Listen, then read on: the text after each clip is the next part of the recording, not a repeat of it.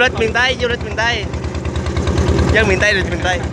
Quay sơn rồi. Quay nè, quay tao cho tao vô mi hình cái miếng ơi. Mày đứng lên mày vô mày quay sơn.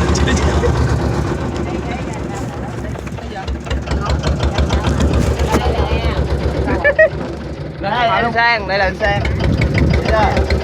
Em còn phong cùng.